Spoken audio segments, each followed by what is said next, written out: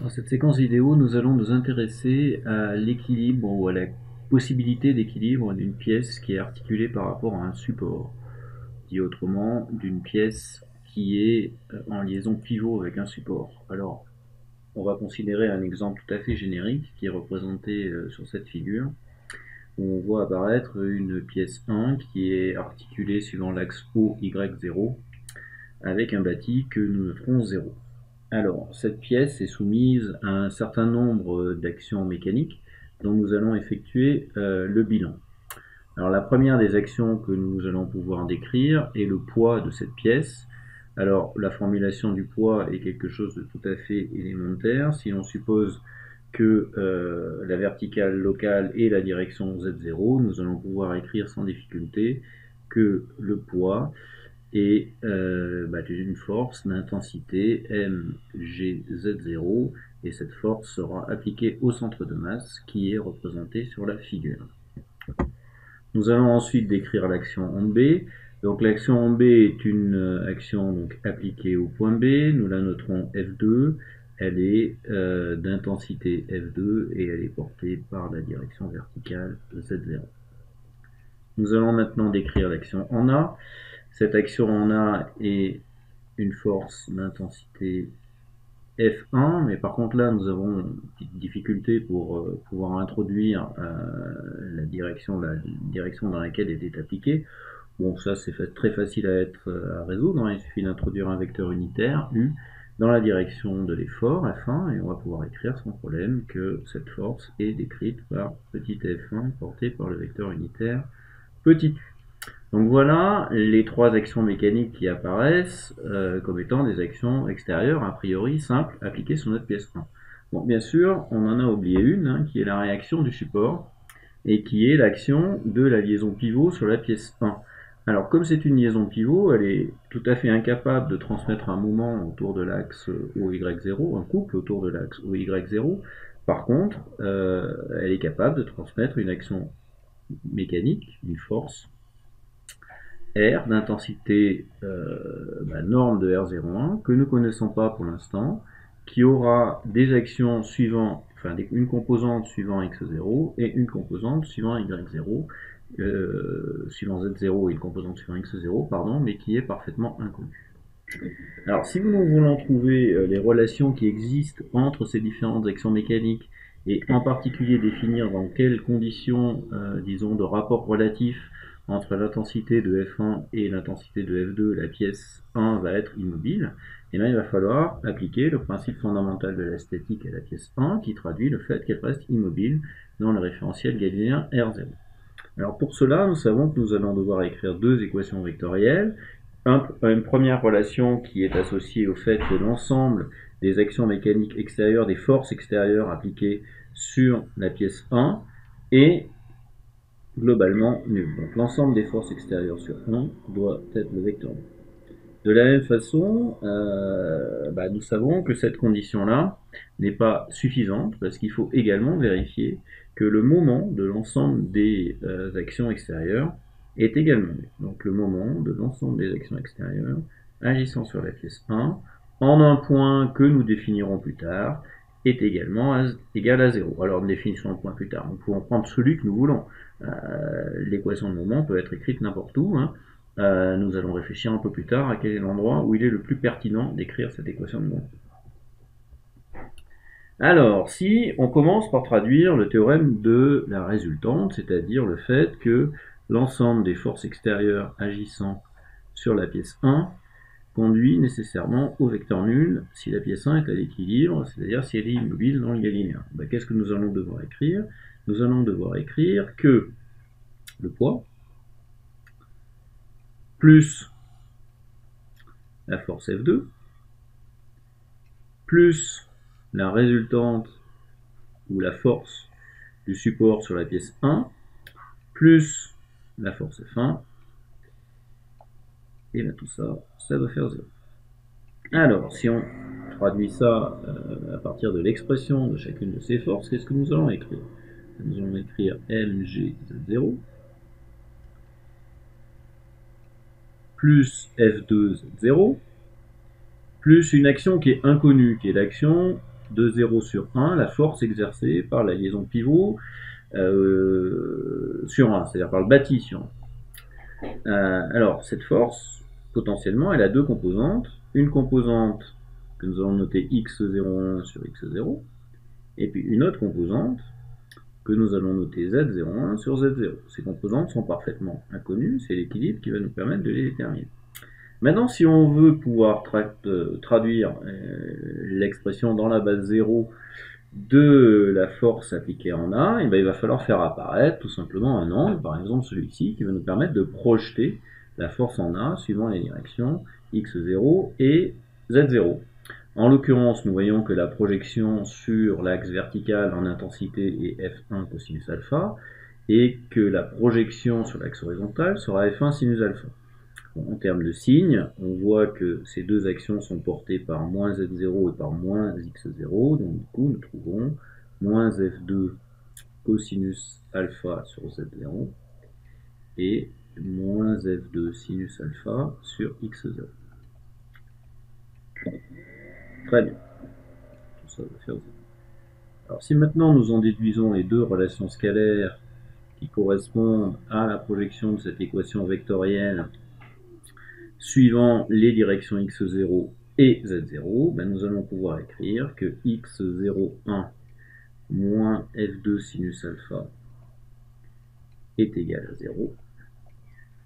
Et nous allons pouvoir écrire également que z01 plus mg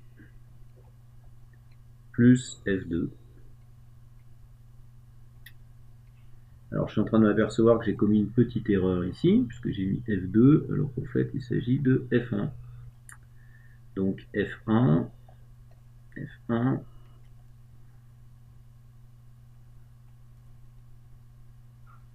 f1, là je vais laisser f2, et puis le dernier terme, moins f1 cos alpha, égale 0. Donc voici les équations qui résultent de l'écriture du théorème de la résultante, à savoir l'ensemble des forces extérieures agissant sur la pièce 1 doit être nul.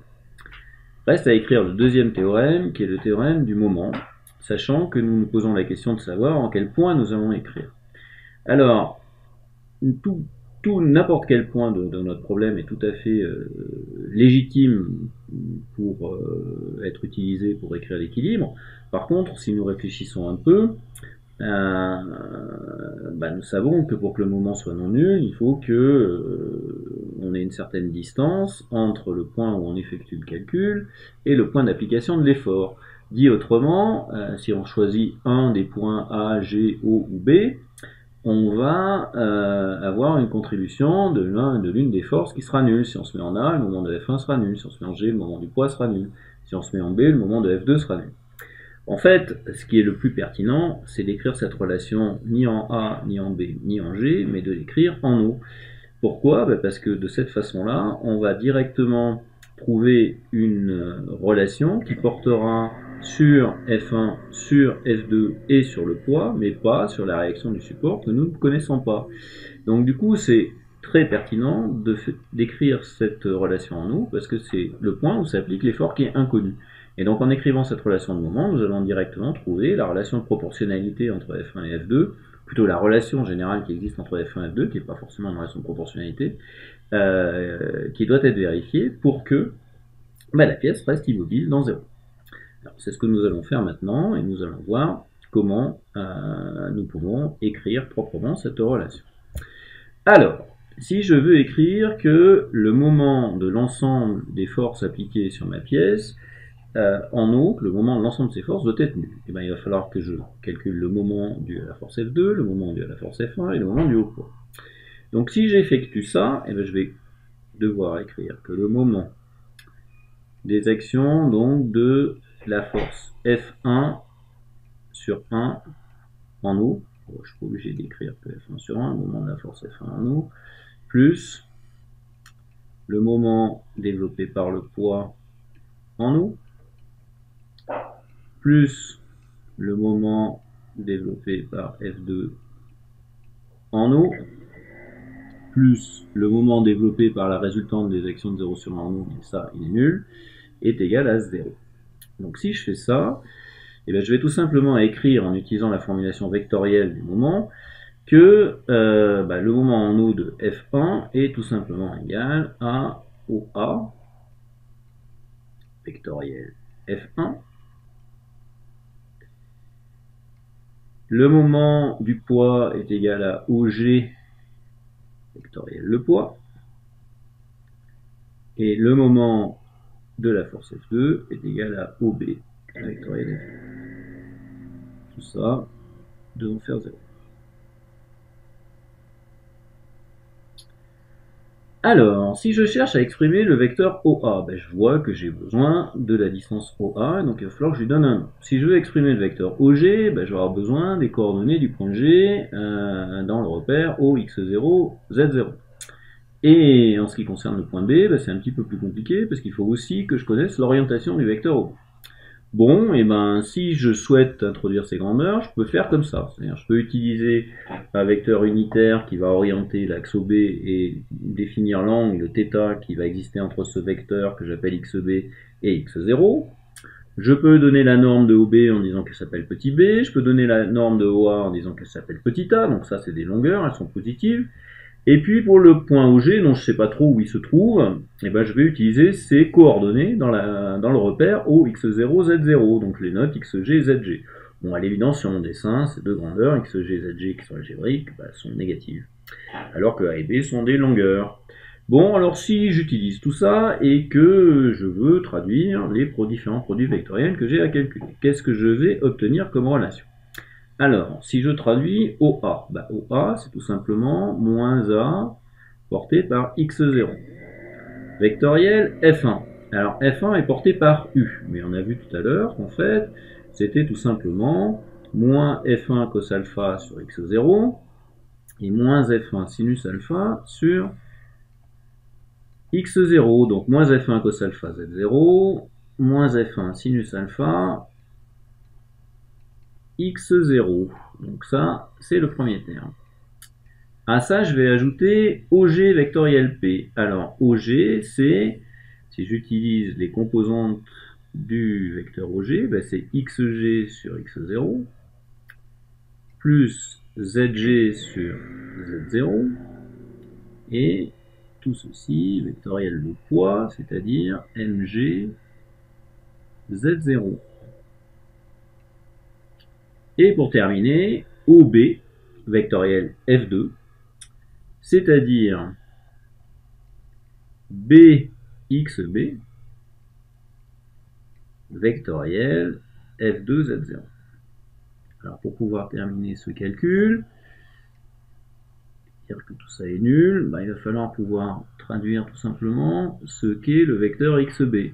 Bon, si on regarde la figure, on voit que le vecteur XB se projette en cos θ sur x0 et en sinus θ sur z0. Il s'agit bien évidemment d'un vecteur unitaire. Donc globalement, nous avons à calculer ce produit vectoriel là, celui-ci et celui-ci. Alors cette formulation vectorielle est une formulation qui est tout à fait générale, qui est très pratique pour traiter des problèmes dans lesquels le résultat est a priori n'est pas forcément évident. Nous verrons tout à l'heure quand nous aurons obtenu l'expression de cette équation de moment, qu'on peut assez facilement, sur un exemple comme celui-là, identifier ce qu'on appelle les bras de levier et finalement déterminer de manière peut-être un peu plus simple que par le calcul vectoriel l'expression des moments. Sauf que les problèmes ne sont pas toujours simples et qu'il est intéressant d'avoir une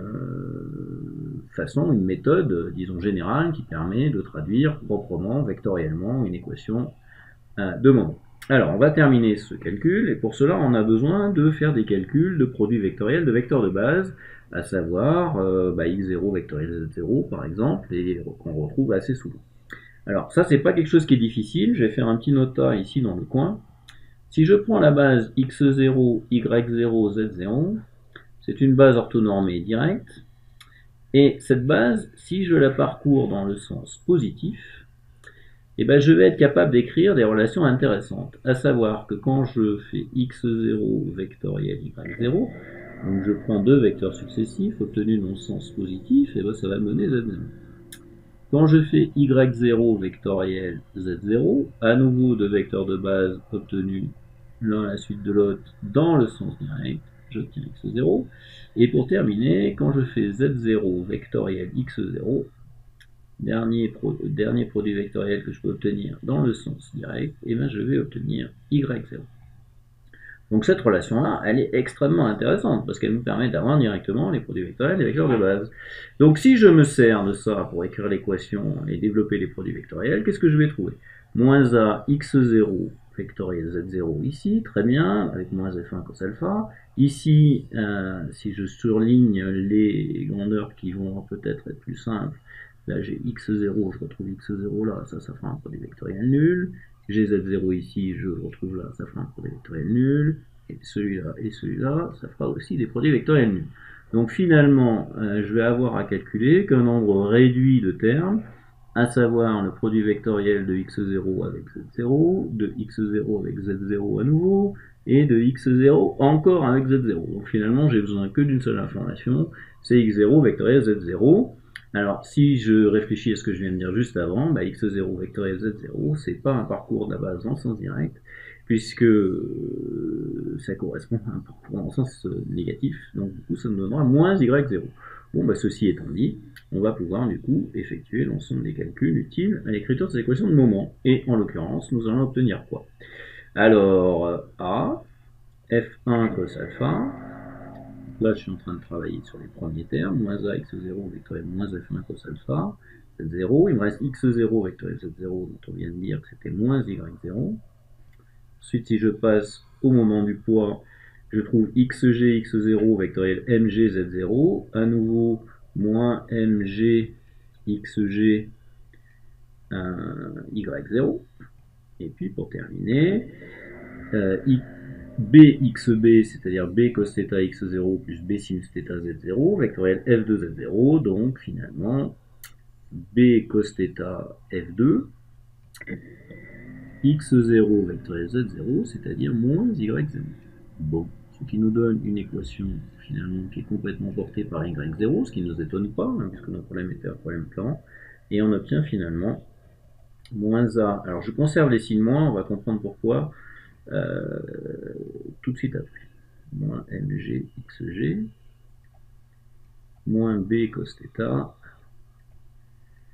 f2 égale 0. Donc ça c'est l'équation de moment qui traduit la condition qui doit être vérifiée entre les efforts F1, F2 et le poids P pour que l'équilibre de notre pièce soit satisfait et donc que la pièce reste immobile dans le galiléen 0. Alors, si maintenant on essaye d'exploiter et de critiquer un peu cette équation et d'essayer de donner un sens physique aux différents termes qu'on a manipulés, et bien on a finalement cette équation qui s'écrit moins f1 cos alpha fois a, moins f2 fois b cos θ, et moins mg x0 égale 0. Alors si je commence par regarder le premier, un des efforts, le premier, f2, appliqué en b. Son moment en eau s'écrit moins f2 b cos θ. Finalement, si je regarde les choses avec attention, je m'aperçois que la quantité b cos θ, ça n'est rien d'autre que ce qu'on appelle le bras de levier, c'est-à-dire la distance orthogonale entre le support de l'effort F2 qui passe par B, c'est-à-dire la droite BZ0, et le point O. Si on calcule cette distance orthogonale, on trouve B cos θ, puisque B c'est la longueur OB, et que l'angle θ c'est l'angle entre XB et X0. Donc on est sûr que l'intensité de ce moment, ça sera F2 B cos θ. Maintenant, est-ce que l'on peut définir son signe? Alors on sait que le signe positif, c'est le signe qui correspond à un parcours de la base dans le sens direct, donc de Z0 vers X0, c'est-à-dire une rotation positive autour de la direction Y0, qui est la normale à notre dessin. Alors si ici on voit dans quelle direction est appliqué F2, on voit sans trop de difficulté que lui, au contraire, il va développer un moment qui va de x0 vers z0, et donc qui est négatif. Donc le signe moins qu'on a obtenu est tout à fait cohérent avec ce que l'on vient de dire ici. Donc on aurait pu identifier immédiatement ce moment en disant qu'il était égal à moins f de b cos θ. Alors si on reprend cette analyse pour l'action en A qui est associée à la force F1. Alors on voit que son expression c'est F1 cos alpha fois A. Alors, une première façon de voir les choses, c'est de regarder les deux projections de la force F1 sur les directions x0 et z0. Ces deux directions, on les connaît, c'est moins F1 sinus alpha sur x0 et moins F1 cos alpha sur z0. Alors, finalement, on peut remarquer que l'action sur x0 appliquée en A, moins F1 sinus alpha x0, ne développera pas de moment autour de OZ, pour la simple raison que le support de cette force, qui est AX0, coupe l'axe OY0, et donc le bras de levier associé est nul. A l'inverse, si on regarde l'effort moins F1 cos alpha Z0, donc cet effort est d'intensité F1 cos alpha, le bras de levier, ce coup-ci, c'est directement la distance OA. Donc on est sûr que l'intensité de cet effort, en norme, ou en valeur absolue, c'est A F1 cos alpha. Maintenant son signe. On voit que cette action mécanique, elle va développer un moment qui va aller dans le sens de x vers z0, c'est-à-dire dans le sens négatif. Donc on peut à nouveau affirmer que cette action va développer un moment de signe négatif autour de cette axe-là. Ça, c'est une première façon de voir les choses. Une deuxième façon de voir les choses, c'est de prendre l'effort F1 directement comme un effort appliqué en A avec un support AU. Si on fait ça, l'intensité de cet effort, c'est F1, et le bras de levier, qu'on peut identifier sur ce dessin, c'est la droite orthogonale issue du support de la droite A orientée par U, qui par le haut. Et cette longueur, c'est tout simplement petit a cosinus de alpha, petit a étant la distance OA. Donc on voit que l'intensité de ce moment peut aussi être interprétée de cette manière-là, en disant qu'elle est égale à F1 fois A cos alpha. Maintenant le signe, on l'a déjà dit, ce signe sera négatif, puisque l'effort F1 développe un moment qui tourne autour de moins Y0. Maintenant, si on s'intéresse au poids, donc le poids, il est d'intensité mgz0, il est appliqué en G. On a repéré la distance, on a repéré la position de la droite gz0 par rapport à la droite OZ0, et donc finalement la position de G, à l'aire d'une variable algébrique xg. Il y en a une autre sur la direction zg, mais elle n'a pas d'importance dans la définition de ce que nous allons appeler le bras de levier, bien sûr, de ce que nous appelons le bras de levier. Le bras de levier, bien sûr, c'est la valeur absolue de xg. Mais dans l'expression que voyons-nous, nous voyons moins mg xg. Donc l'intensité, on est sûr que c'est mg xg, ça c'est sûr. Mg c'est l'intensité du poids, xg c'est le bras de levier. Alors est-ce que le signe est correct? Si on réfléchit au signe que va obtenir ce moment, là, pour le coup, l'effort en P développe un moment autour de OY0 qui va de Z0 vers X0, qui est donc positif. Est-ce que c'est cohérent avec ce que nous avons obtenu? Bien sûr, puisque xg est une variable algébrique, son notre dessin est négatif. Si on lui donnait une valeur numérique, ça sera moins un certain nombre de mètres ou de millimètres. Et donc du coup, globalement, ce moment sera bien positif. Voilà. Alors, si on essaye de trouver des exemples d'application de ce problème, c'est-à-dire de l'écriture d'un équilibre à l'aide d'une équation de moment autour d'un axe d'articulation, on peut en trouver plein. Par exemple, l'équilibre d'une balance romaine, donc avec un point d'articulation qui correspond à l'endroit où est accrochée la balance, une charge F1 qui correspond au poids qu'on veut mesurer, qui sera accroché, la masse qu'on veut mesurer, qui sera accrochée au crochet qu'on voit en bas à droite, une masse d'équilibrage qui correspondra à l'effort F2, le poids de la balance elle-même, dont il faudrait discuter en localisant le centre de masse. On peut aussi s'intéresser à ce type d'équilibre. Le point d'articulation correspond au point où est posé le bambou sur les épaules de ce monsieur.